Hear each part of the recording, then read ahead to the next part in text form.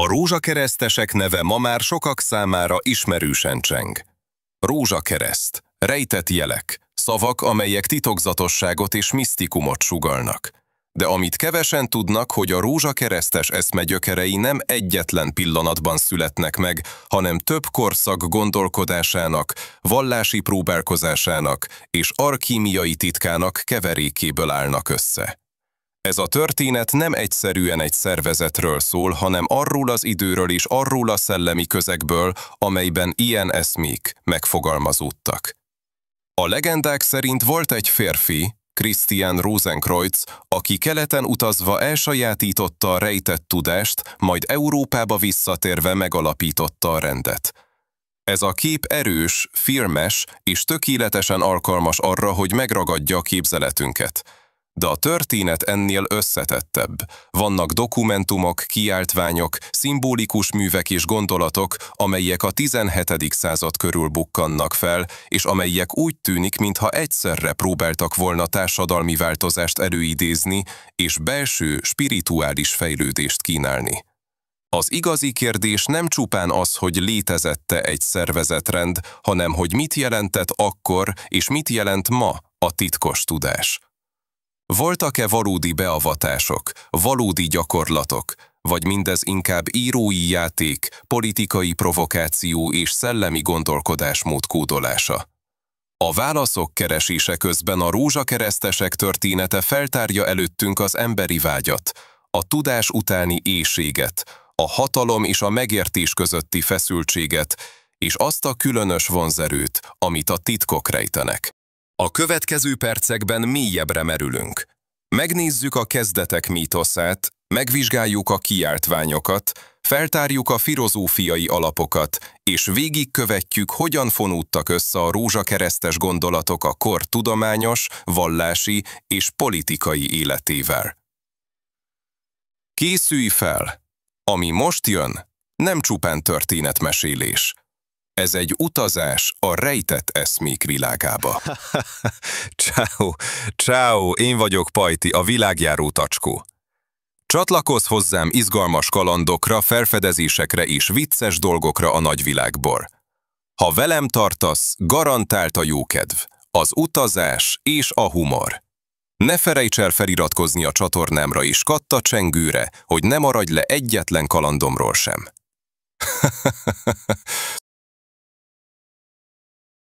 A német-római birodalom egyik városában különös kiadvány jelent meg. Nem vallási irat, nem hivatalos rendelet, nem is egyszerű könyvecske volt. Egy kiáltvány, amely egy titkos társaság létezéséről szólt. Ez volt a Fama Fraternitatis, a rózsakeresztes rend első nyomtatásban ismert dokumentuma. A szöveg arról mesélt, hogy a világban létezik egy testvériség, amely birtokában van a különleges tudásnak, és amelynek célja az emberiség felemelése. A történet középpontjában egy titokzatos alak állt, Christian Rosenkreutz. A legenda szerint a 14. században született, árvaként nőtt fel, majd hosszú utazásra indult a Közel-Keletre. Ott bölcsektől, mágusoktól és filozófusoktól tanult. Megismerte az arab tudományokat, az alkímia titkait és azokat a misztikus hagyományokat, amelyeket Európa akkoriban még alig ismert.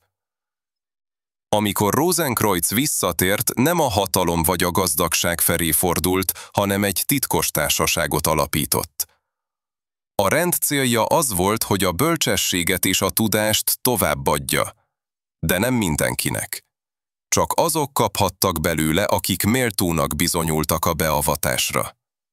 A legenda szerint a rend tagjai nem csupán tudósok voltak, hanem gyógyítók, bölcsek és filozófusok is, akik titokban dolgoztak az emberiség javára. A legenda még sötétebb és titokzatosabb fordulatot is tartalmaz.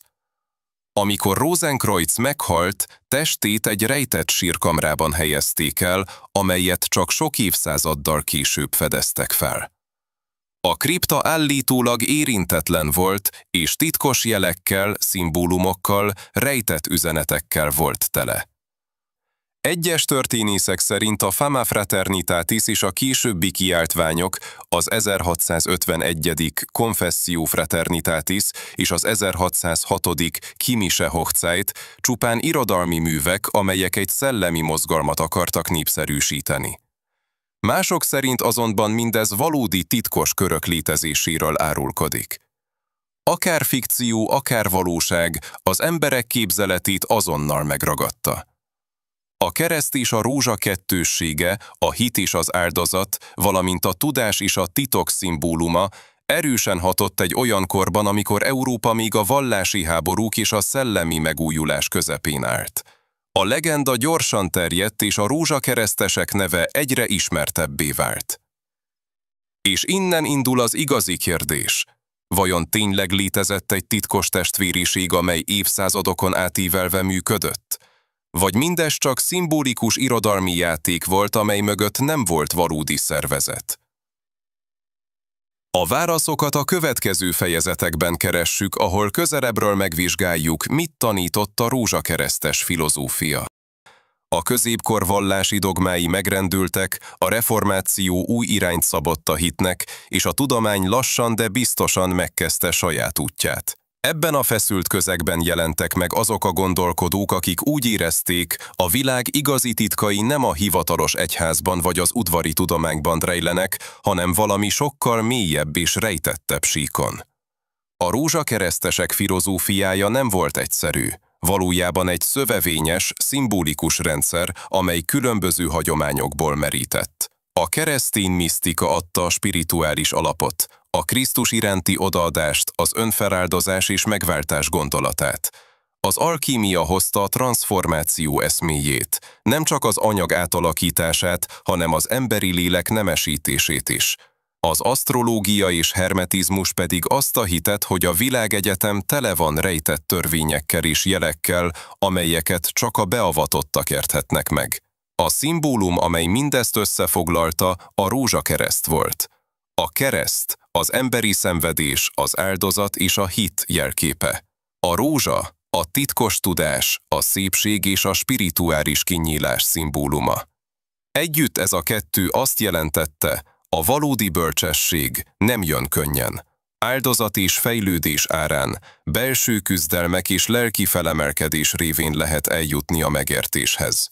A rózsakeresztes tanítások szerint a világ tele van rejtett összefüggésekkel. Az égbolt mozgása, a számok harmóniája, a természet titkai mind egyetlen isteni terv részei.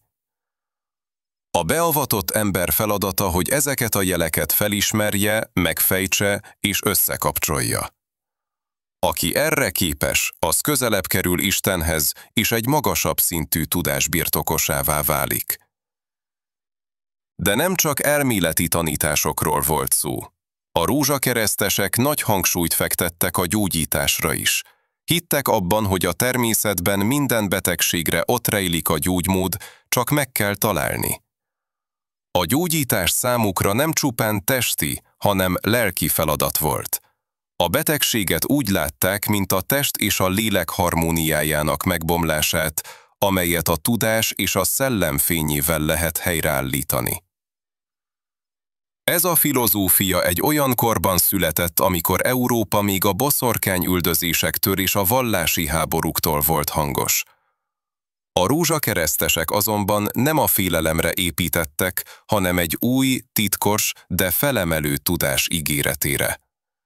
Nem csoda, hogy tanításaik sokakat vonzottak. Ugyanakkor ugyanennyire gyanút is keltettek, mert ahol titok van, ott mindig felmerül a kérdés, vajon mire használják azt? A filozófia lényege tehát a belső átalakulás, a tudás keresése és a világ titkos összefüggéseinek felismerése volt. Egy olyan útról beszéltek, amely nem mindenki számára elérhető, csak azok számára, akik hajlandóak áldozatot hozni, és akik elég bátrak ahhoz, hogy a látható világ mögé pillantsanak. Amikor a 17. század elején megjelentek az első rózsakeresztes kiáltványok, Európa értetlenül állt a rejtély előtt. A Fama Fraternitatis és a Confessio Fraternitatis olyan titokzatos társaságról beszéltek, amely állítólag már régóta létezett a háttérben, és amelynek tagjai birtokában voltak a világ titkos tudásának. De vajon igaz volt ez? Tényleg létezett egy láthatatlan rend, vagy csupán egy gondosan megírt irodalmi játék keltette életre a legendát? A történészek többsége ma úgy véli, hogy az első rózsakeresztes írások valójában szatirikus, filozófiai szövegek voltak. Céljuk nem az volt, hogy egy valódi társaságot fedjenek fel, hanem hogy elgondolkodtassák az olvasókat. A kiáltványok írói reformot hirdettek.